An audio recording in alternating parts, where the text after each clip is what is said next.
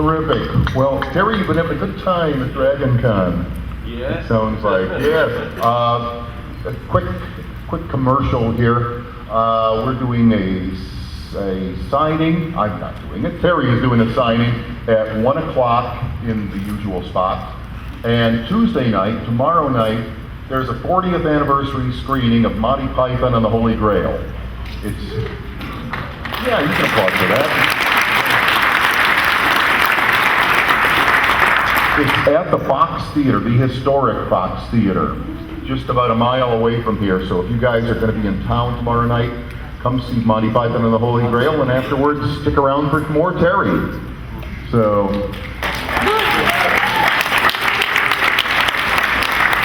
and because we're talking about Holy Grail so much, and we're going to be showing it tomorrow night, we thought we would change it up today and talk about Life of Brian.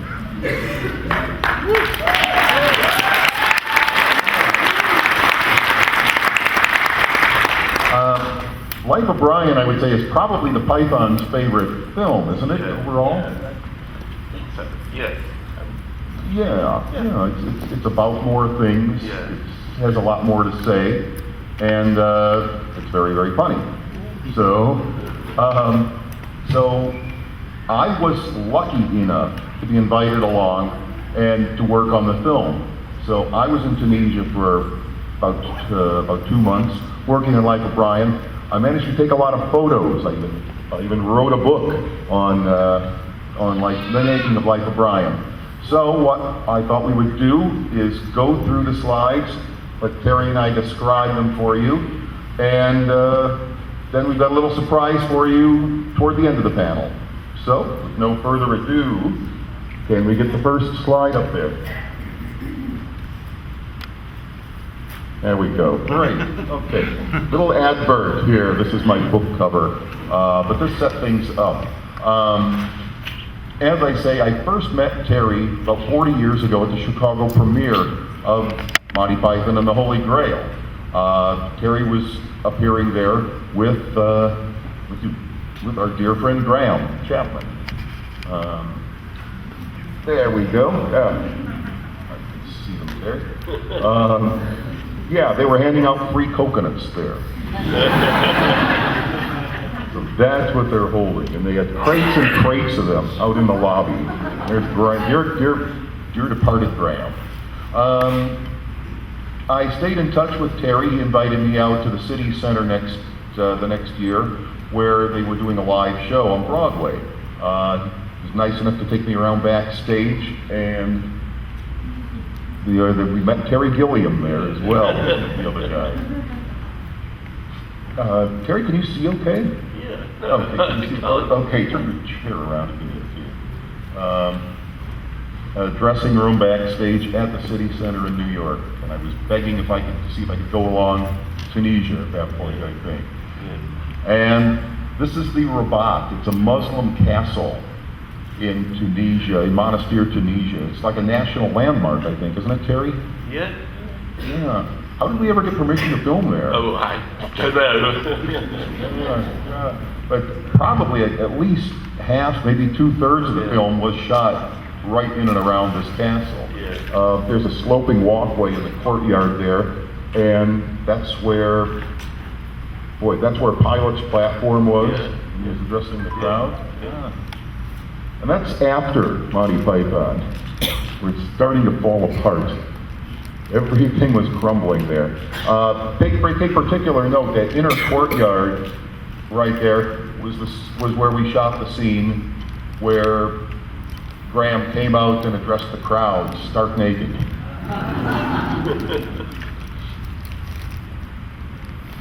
And again, Pilate's platform over there.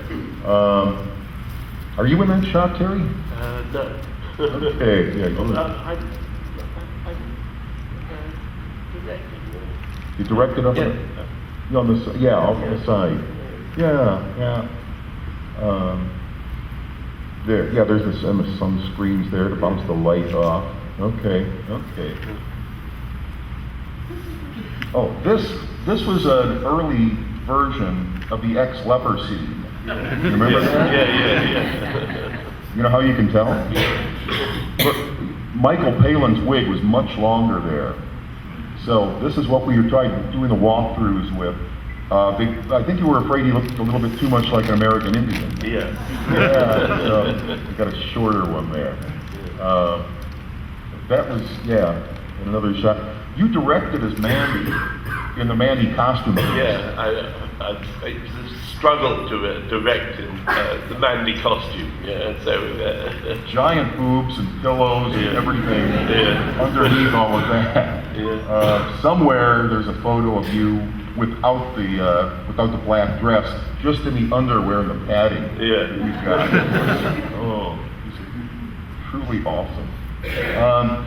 Terry Gilliam co-directed The Holy Grail with Terry here, but Terry Jones directed Like a Brian, as well as Meaning of Life, all on his own. So Terry Gilliam was the designer of the film. I think that was his official title, wasn't it? So the unit built an actual marketplace, like an ancient Judean marketplace in the middle here. Yeah. And it was great. You could walk through and they actually were selling, they would sell food to you, and they would sell bread or fruit, and it was the little souvenirs. You very casual. John never liked to keep his costume on between takes, did he? Yeah. No. When there were setups, yeah. I never liked to get off his costume. Yeah, any chance John had to take his costume off, he would do it. Yeah. And Graham always took off the shirt when he was Brian as well. There was a pouch they sewed into Graham's costume, I think. Hazel Pethick, the costume designer, she sewed in a little pouch so Graham could keep his tobacco in his pipe. So he always panicked, didn't he, if he didn't have his pipe around him. Just, yeah, that's it. From the right to left, that's Bernard McKenna, who was one of the rep company, and that's myself a lifetime ago. There's John, and there's a completely bewildered Tunisian extra who had no idea what the rest of us were doing. He was trying to look very stern, and everybody else was camping it up all around him. Here's the wall. This is where all the prophets were, up on what was it? Terry Gilliam was in that. Basically, he was dressed in mud and a loincloth and looking very Rastafarian. And this is where Graham falls when he steps out of Matthias's home, I guess. He falls down and knocks Michael Palin, as the world's most boring prophet, into the mud. And I think that's a tracking shot there. Oh yeah, you're there on the left, Terry. Did you have trouble directing these guys when you were in costume like this? Did they take you less seriously? No, not at all. Yeah, well, they knew. Yeah, no, because nobody else wanted to direct. Yeah. Yeah, they knew if they lost you as a director, they were in big trouble. They had to make you happy. Carol Cleveland down there too. Carol came down for 1 or 2 weeks, I think. Carol and her then husband. And I think Neil Innes came down toward the end as well to do appearances. I think he was in Carthage. The little gladiator, the little guy that runs away from the gladiator, that's Neil. Yeah. Okay, and Graham has landed on the wall. That's Terrence Baylor down at his feet. He's the guy that he makes Graham buy the gourd, I believe. Yeah. Okay. And just a reverse setup there. You're very intent on directing, Terry. Yeah, very intent on directing. And when they came onto the set in the morning, when Mike and Terry G did, this is Mike costumed as the boring prophet, and Terry, it was very strange in Monastir because it was very cold in the mornings, incredibly hot in the middle of the day, and then it cooled down again at night. So this was the first thing in the morning.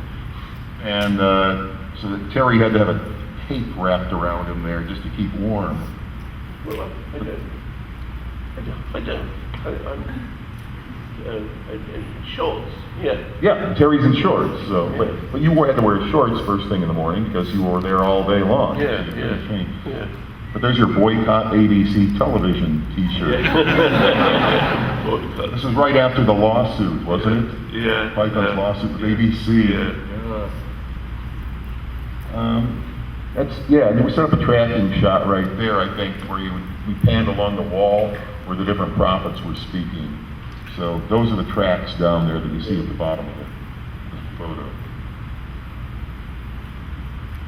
And more of the same. That's David Appleby, the still photographer, right there that you're talking to. And that's Terry without his tape there on the right, talking to one of the makeup ladies. And that's the boring topic.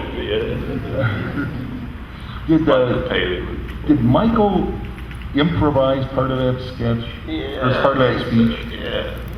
Because I remember it was down on paper, but it wasn't that anywhere near as long. Yeah. And he started he just started in, and as long as the camera was rolling, Michael just kept talking. It was very funny, but I guess it was too much for you to use. Yeah.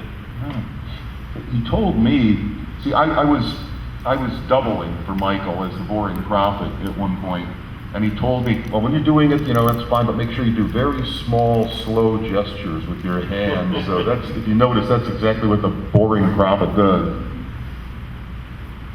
There's Terry. It's coated with mud, potter's earth, I think, wasn't it? Yeah, so, he's got two hands on the hands on the pole or the cane or whatever that was. Yeah, but by the middle of the day, it all started drying and crusting and falling off of him, though. I think, did you have to do touch-ups? Yeah.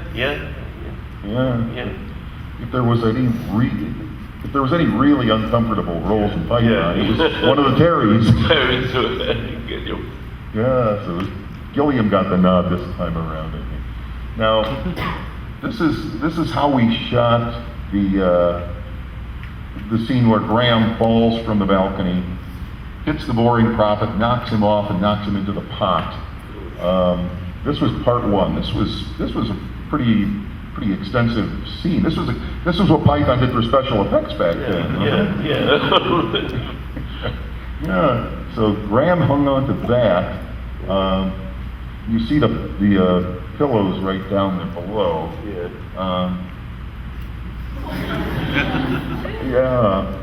Graham, by the way, this was the first thing Graham had done since he stopped drinking, and he was in incredible shape. Yeah. He was also, if you didn't know, Graham was a medical doctor. He was an official licensed medical doctor, and he ended up being the unit doctor on Life of Brian. So at the end of each day, when you finished shooting, everybody would queue up outside of Graham's room if they had a complaint.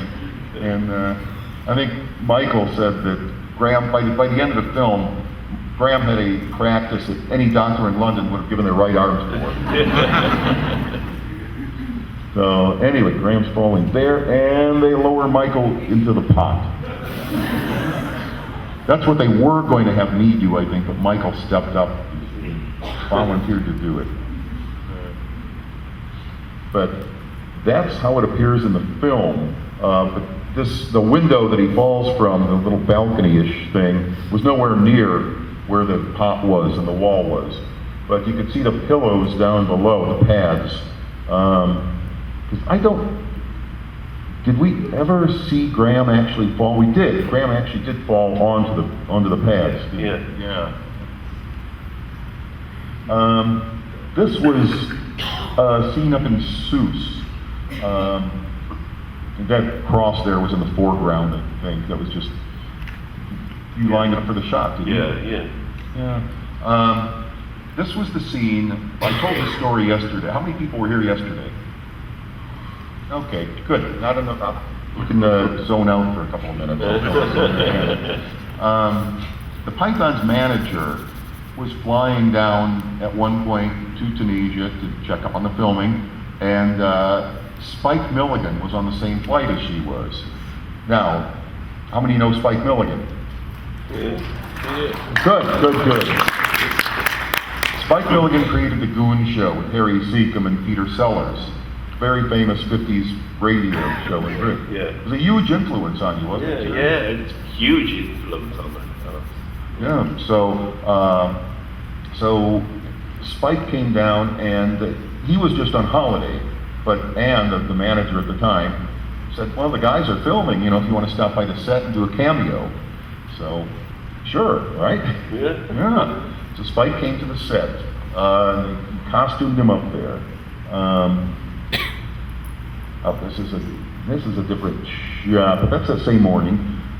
Spike was there, and they costumed him. And they were filming the scene outside the city wall, where there was going to be, where the crowd was going to find the sandals, and some thought it was a shoe, and other people wanted to follow the gourd.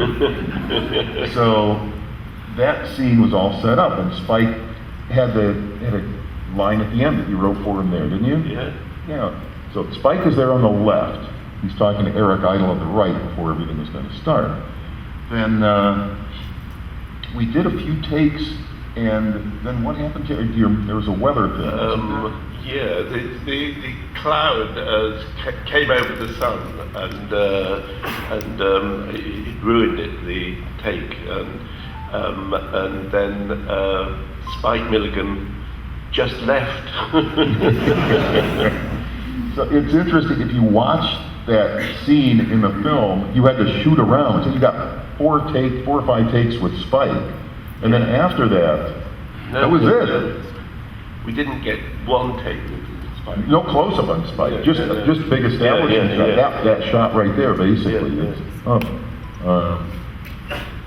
There's Spike right in the center with the beard, but he just got very bored, I guess, and he left. So, but that was an interesting scene, because I think almost all of you guys were in that particular scene. You don't get a lot of scenes with all 6 of you, but weren't all of you in that? I want to say that you were. I think so. Yeah. That was the Hermit in the Hole. Oh, and the Hermit in the Hole scene too. Yeah. Oh, yeah. Which you did with, and you were stark naked, of course, in front of the biggest group of cast and crew ever seen. So, but this was right outside the wall in the City of Suits. Oh, good. I'm glad we got this shot. This was the unit built a kind of a, what was it, a sound stage sort of adjacent to the robot. That's where the black curtains are in the background. That's where we did all the tunnels. And when the Revolutionary Group made a raid on Pilate's Palace, and they encounter a second Revolutionary Group, both going to kidnap Pilate's wife. It was shot inside all that tent with all the black curtains and whatnot. And you can see some of the guys dressed as revolutionaries right there. That's the pilot's wife. Right, John Case. He was 6'9", 20 stone, and he played Pilate's wife. We did shoot that scene there. He's right there in the middle without the shirt, but with the white face. But the scene was cut, I think. Well, this from the final print. It's on the deleted features, deleted scenes on the Life of Brian DVD, but it is on there. But John Case was just awe-inspiring, because not only was he tall and big and stocky, very nice guy, but he was also I'll show you a photo when we can. That's a better shot of the stage. Yeah, he had soccer balls under his shirt, so he was incredible. Yeah, but you can tell. And then you dressed him in a wig that made him even taller, so he was well over 7 feet. So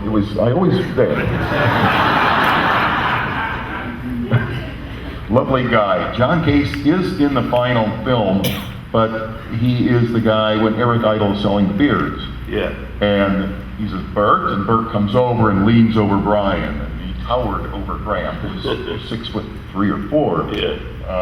Yeah, so John Case is still in the movie, the final version of that, but that's how I like to remember him. I don't remember what we were shooting that day, but obviously John was taking a little break. Playing badminton, I think. Yeah. And this was the same location. You can't tell, can you see John over there very well? John's there on the right, just in his underwear. Somebody brought a cricket bat over there. And that's Eric batting right now. A lot more cricketing. This was during the Revolutionary raid, the Revolutionaries' raid on the Pilot's Palace right here. Michael wanted me to take this next picture because he wanted proof that the director actually kept them there until about 6:45 at night. So he's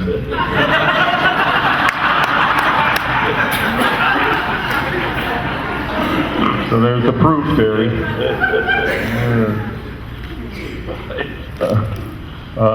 This was amazing. This was very low-tech stuff. I mean, it was 1978, but we were filming off in a third world country, and there were not special effects back then. So what they were doing was they were just holding just bits of torn cloth and waving them in front of the spotlights to get the effect of flames, right, and torches. Yeah. Torches. So, and then it's Graham off on the right. Of course, he's a revolutionary, I believe, in that scene. There we go. This was the center court of the Rabat. Romans go home, I think, all over that. Yeah, but this was done. I mean, you were so economical in the filming of this. I mean, you used the same area over and over and over for different scenes. Yeah, absolutely. I think the first week, The Romans Go Home was shot right along that wall down there. Yeah. Then right up above, that was Pilate's platform, just outside of Pilate's palace. And when all of the townspeople are laughing and laughing at Pilate's speech, they were all down in that courtyard there. That sloping walkway, I know we used that part of that for the ex-leper scene. There's a long tracking shot where you're shooting the ex-leper scene. Was that a difficult shot to do, by the way? Well, you did it in England. No, the ex-leper. Ex-leper? Yeah, when you're doing the long tracking shot. I think we did it in England. Well, you did part of it in Tunisia. Yeah, I have photographic evidence coming up. Yeah. This was a wonderful shot. This was also in the sound stage we built next to the Rabat. Again, John would never ever put on his Roman soldier armor until about 30 seconds before the cameras turned. So this is what you had to deal with, Terry. Yeah. This is bringing Brian in front of Pilate. And poor Graham, did he have pads for his knees there or not? Poor Graham had to kneel and get up and kneel and get up, and he was just miserable. You can always tell this is a rehearsal because John was not in his armor. Setting up the shots there. And just some backstage stuff. Michael was very comfortable with that too.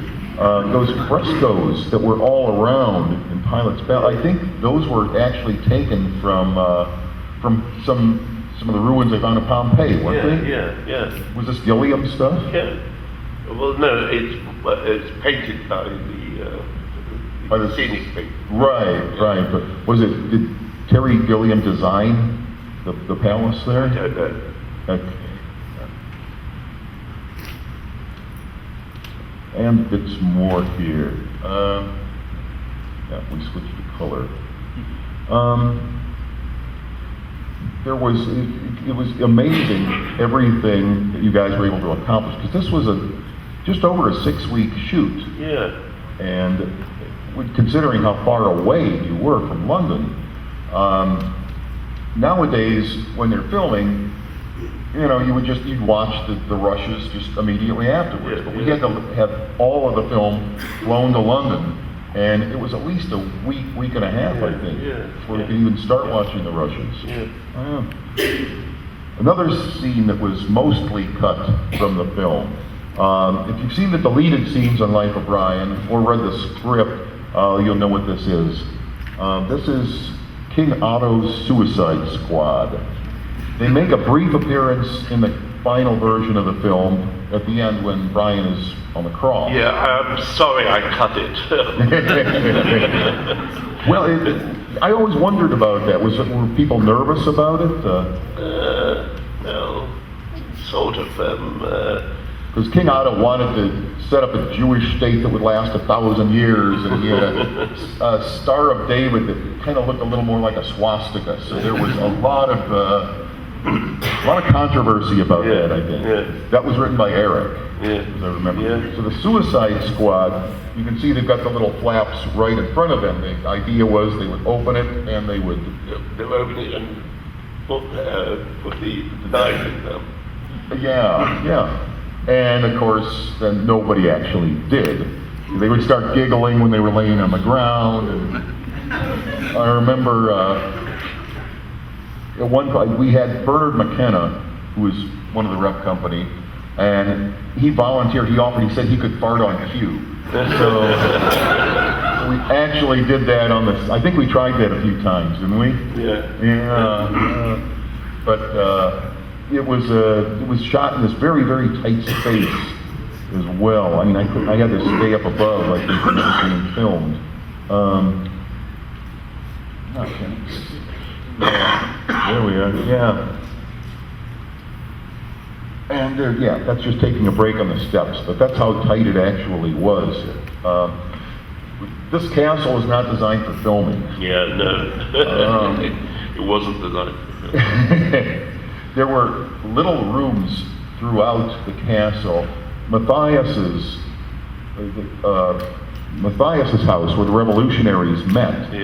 That was tiny, wasn't it? I mean, it was really small.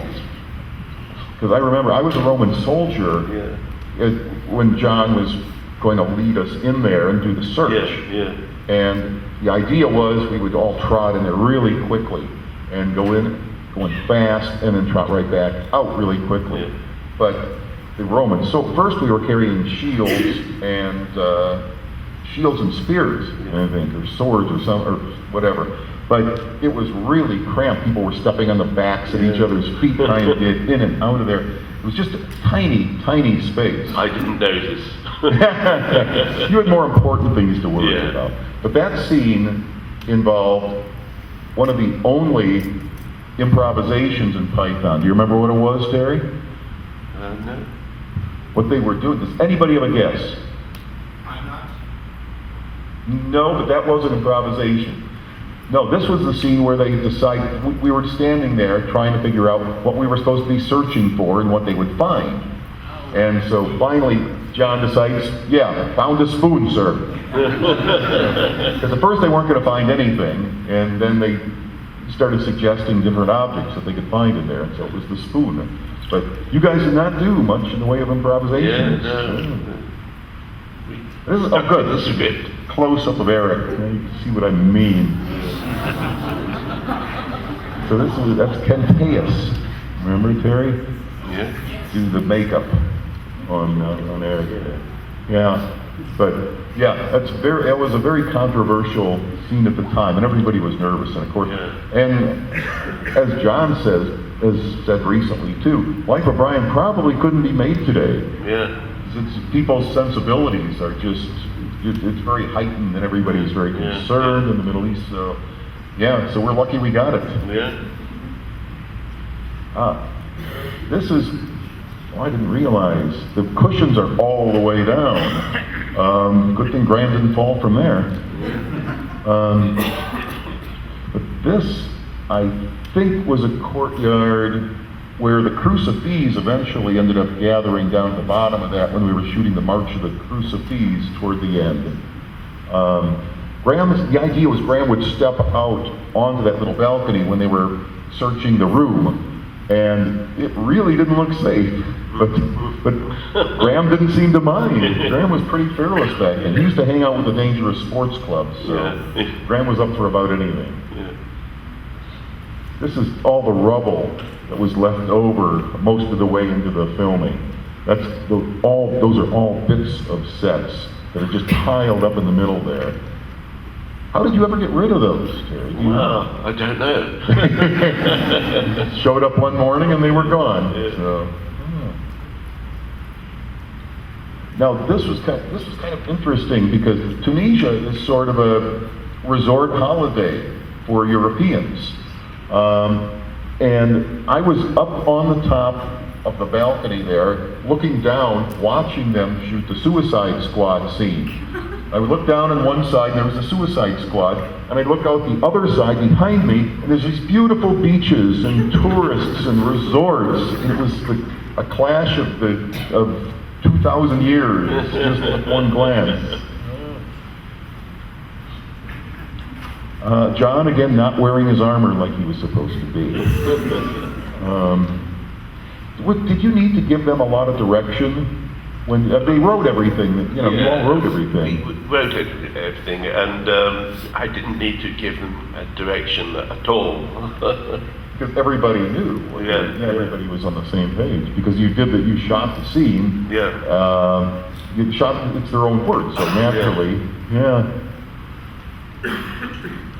I think, let's see, this has been, how many years? This has been 38 years. So I'm going to confess something to you here, Terry. I ruined this shot. I took a picture. I didn't know we were doing a take. You could see John Cleese slapping him on the shoulder. And you're fucking nicked me, old beauty. And I clicked my camera at that time. I ruined that take. So I apologize 38 years later. You can see also, this is another very good example of John never putting on his armor. He said, am I going to be in shot? Just your hand. Okay. So just his hand reached out. He didn't put on his armor. This is what you had to put up with. This was interesting. When the revolutionaries are crawling through the tunnels below the palace, this is what they were crawling through. There were tunnels built inside, and then you had to kill all the light with all of the rest of this. So this is how we did it. Very, very low-tech stuff. But because Life of Brian was shot almost entirely on location, we had to build everything that we wanted special. There's Michael again getting dressed up in his revolutionary gear. They had to carry the little lanterns with them, and so to do that, for the lanterns to work, they had to run power cables up their arm, and he had to wear a battery pack in the back, right? I remember he told me all of this electricity makes me be very careful when I have to take a pee. So you can see right there, he's got the lantern in his hand, and then I think he tests it out, and it works. So all was well.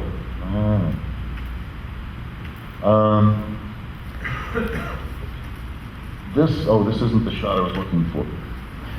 There's another, there, right there. This is how you had to make your money, spare time, wasn't it? You're pitching pennies with the crew. Yeah. It was really interesting filming back then because it was fairly low tech, and you didn't have monitors to play back when you would do a take, did you?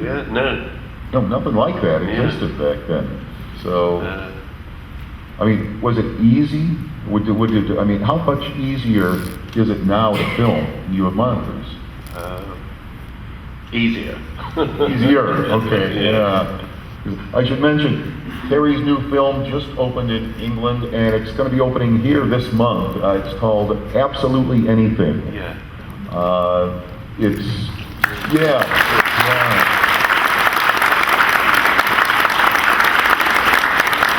It's Simon Pegg, Kate Beckinsale, the voice of Robin Williams, his last role, right? Yeah. Oh, Yeah. wow. Robin, you said, we're going to digress here for a minute. Robin, you said, did 3 different sets of readings for the part of the dog. Yeah. Wow, wow. He came back to you and... He rang me up on my mobile and said, I've got it's a 16-year-old boy. Dennis is a 16-year-old boy. Dennis the dog. Yeah, yeah. Dennis So you the did dog. Dennis as a 16. Yeah. Is that the one you ended up using? Oh, sort of. Okay. But of course, all 5 Pythons do the voices of the aliens as well. Yeah. Yeah. Boy, what was it like to work together on a film with all of you, as briefly as it was? Did you have everybody come in individually to record the takes? No, we recorded them together. Yeah. You all recorded together? Yeah. Wow, wow. Amazing. People thought that would never happen. Yeah.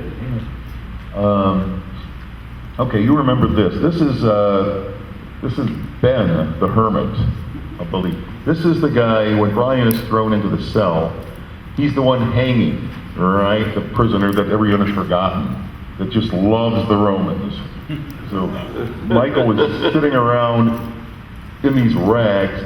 This is what we built for Ben's cell, because it was a very vertical set, wasn't it? Yeah, yeah. You went up very high, and I don't think it was easy for you to film in either. It was not very comfortable for Michael. Yeah. Was he able to, I don't think he was able to stand on the ground, was he, when you were filming like this? No, I think he was halfway up the wall. Yeah, he was on the wall. And I think, was there a bicycle seat kind of mechanism? Yeah. So that's what he had to sit on when he was filming that. Oh, sounds really comfortable. And now there's Eric as Mr. Cheeky. So we were getting ready to film that bit there. And that was another scene that was shot in such a tight space, such a really tight area. The people had to stand outside and look down into this little dungeonish area of the castle. Yeah. I love Michael's character in this so much. Because he was always so nice and so accommodating as he's sending these people to their deaths. And Eric as well.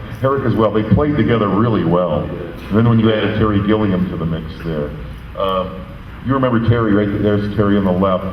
Because he had this makeup, and he wanted it to be looking like... He split his head. He split their skull. His skull was split. Yeah. And I remember he said, when we were on the set, he said, the thing about this makeup for a guy like this is, he's not going to be terribly concerned if you're really uncomfortable. Now this was with the crucifix, I think.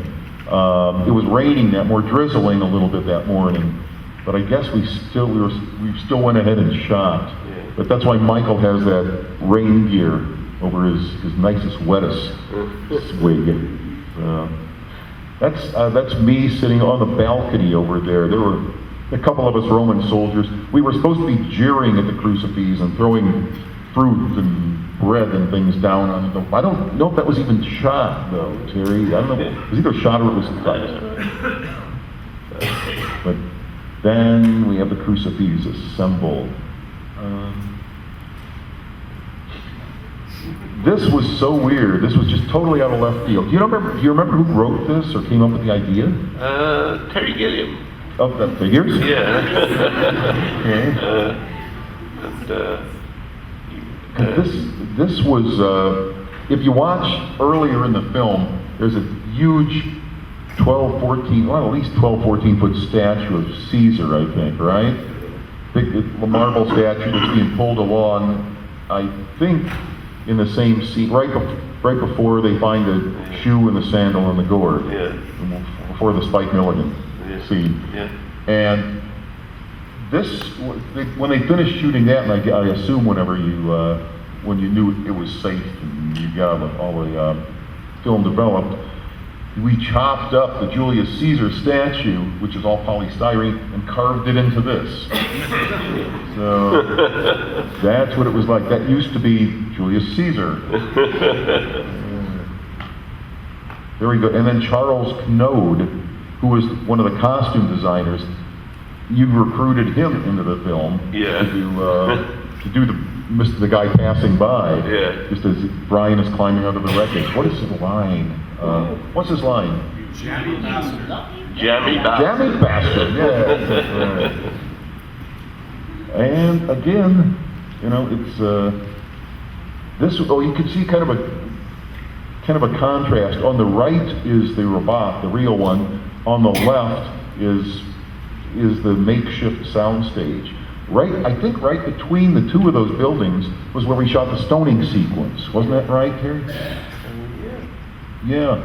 That was shot the very first day. Everybody got down there, and it was such a smooth shoot. Everybody was ready. We were supposed to start filming on a Monday, and everybody was down there and ready, and you started shooting the Saturday before. Yeah. How often does that happen in a movie? Just be ahead of schedule, literally. Yeah. But I always thought Graham was so brilliant when he would do King Arthur, when he would do Brian. I mean, he was just really great at those straight roles. There's the tower. There was the actual tower in the robot, and then you guys constructed this thing. And it wasn't that high, but it was still intimidating because this was up high on a sort of a walkway. And if Graham would have taken a wrong step, you wouldn't have finished the film. So that's how it looked on camera, basically. And then this is what it was really like. So you had the pads right down there below. But nevertheless, if he could have fallen backwards, and that would have been very bad. But Graham was game for anything, in filming or in life, I think. This is you guys walking through a marketplace that was still set up there. It was amazing because they really did have fruits and real items to sell. So I got a couple loaves of bread there before I go back to the hotel at night. This was when we did actually see Brian fall off the tower. The guy on the left is the one that did it. That's our little dummy. Yeah. John again without his armor. Connie Booth with her back to us there. Connie came down for a week or two. They were trying to write the second season of Faulty Towers when we were doing this filming. John was always double or tripling up and working on three things at once. And now you've got the gray in your hair. You must have just been playing Mandy. Yeah. Because I can tell because of the gray. Yeah. And just more marketplace. There was a lot of talk, I remember several weeks into it, that the producer was going to come down. So we were sitting watching the rushes that day, and this was later at night, and there was kind of a little buzz in the room, and you saw this small group walk in, and then after the rushes, lights came up, everybody walked out in the lobby, and there was the producer, George Harrison. So that really blurry blob in the middle there, that was George. That was right after we had seen the rushes for that evening. Yeah, George, lovely guy. There was some controversy when a lot of people said, well, he mortgaged his house, it was the most expensive movie ticket ever made. They said he mortgaged his house to get Life of Brian made. He denied it later, but I think he was lying. Yes. I think he actually did mortgage his house. And it created Handmade Films that went on to make so many other terrific movies. But Brian, it's hard to imagine the controversy nowadays that erupted when Life of Brian came out. There were several states in America that didn't show the film. It was basically banned. This was a big demonstration outside the Time Warner building when the film opened the next year. There was a big, they marched from the Time Warner building, or the Warner Communications building at that time, to the movie theater where it was showing. It was incredible. I mean, but you guys were prepared for the controversy. Yeah. So We thought people would take pot shots at us. yeah, there was actually that fear. Yeah. Of course, nowadays things are even weirder, Yeah. scarier. So yeah, I think John was right. Life of Brian probably would not have been able to be made today. Yeah. Anyway, can we have the lights up?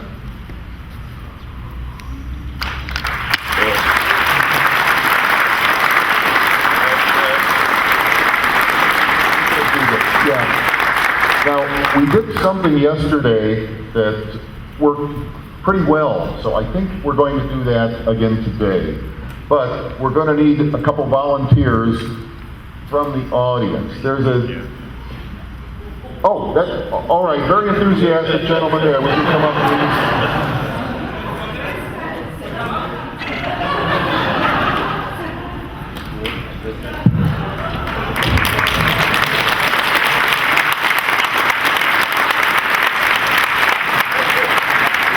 Your name is Scott Adkins. Scott Adkins. And where are you from, Scott? From Chicago, Illinois. Very nice. Thank you for volunteering, Scott. Are you a little nervous? I've never been on stage before. Very good.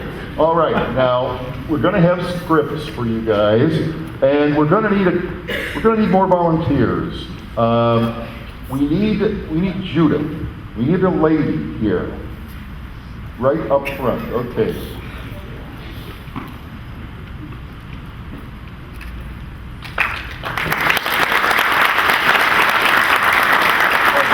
Thank you. What's your name?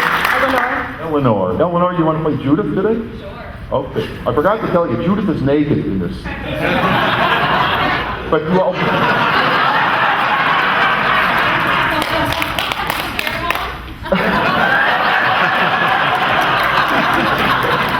This is probably not a good crowd to do this in front of that way, but you got Yes, the it script there? All right, we'll need a couple more people. Judith, here's your script. We're going to do that in a second, Terry. We need one other person right there. Yes, come on up. Your name? My name's Tim. Tim, very good. Tim, you're going to play the role of Dennis. You only have one line. So I know, it's really, sometimes it's harder when you just have one line, right? You're afraid your timing is going to be off, you're going to screw it up, what if I say it wrong? There's a lot of pressure on you, Tim. Okay, don't screw it up. All right. And one more, we need a youth. Are you a youth? All right. Come on up. You can be our youth.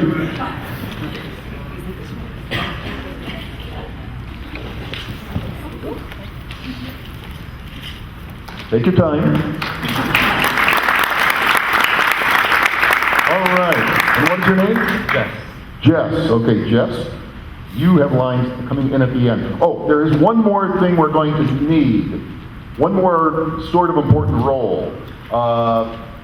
Would anybody out there like, you know what, let's do it this way. Let's have you guys play the role of the crowd.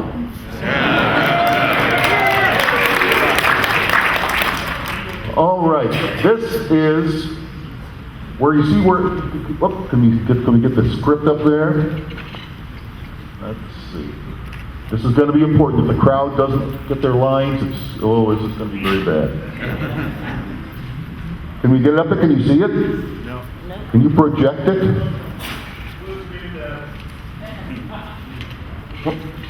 Time out for tech.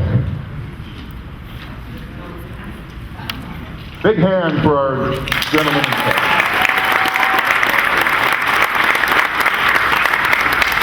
I probably shouldn't have done that until he got it working.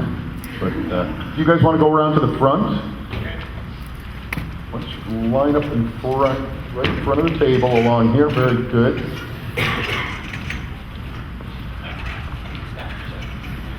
Terry is going to direct you guys, so.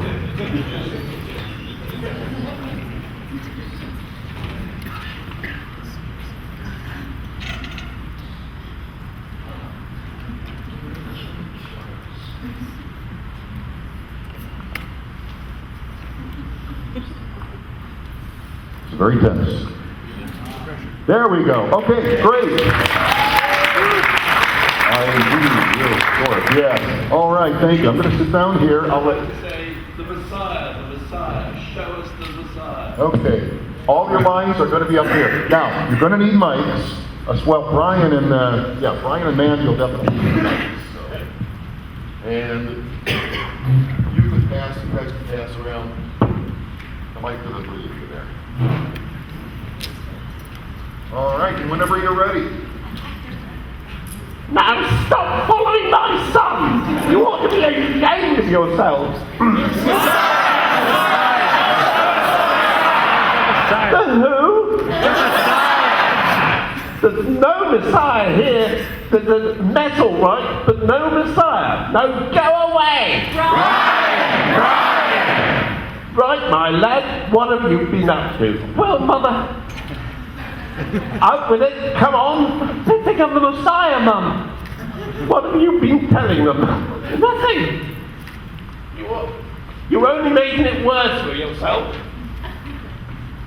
I appear stark naked. Let me explain, Mrs. Cohen. Your son is a born leader. Those people out there are following him because he will lead them with hope to a new world, a better future. Who's that? It's Judith, Mum. Judith, Mother. Judith. Now you listen here. He's not the Messiah. He's a very naughty boy. Now go away. I'm his mother. That's who. Behold his mother. Behold his mother. Hail to thee, mother of fire. All hail. All praise to thee now always. Now don't think you can get round me like that. He's not coming out, and that's my final word. Now shut off. No! Did you hear what I said? Yes! Oh, I see. It's like that. Yes!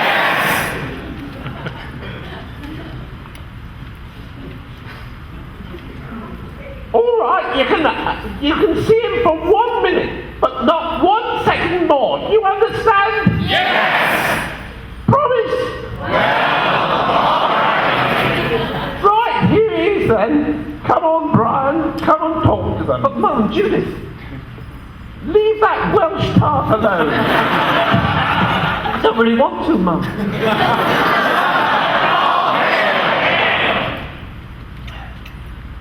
Good morning. No, please listen. I've got one of the two things to say. Tell us all of them. Look, you've got it all wrong. You don't need to follow me. You don't need to follow anybody. You've got to think for yourselves. You're all individuals. Yes, we're all individuals. You're all different. Yes, we're all different. I'm not. That's it. You've got to work it out for yourselves. Yes, we have to work it out for ourselves. Exactly. Tell us more. No, that's not the point. That's enough for it.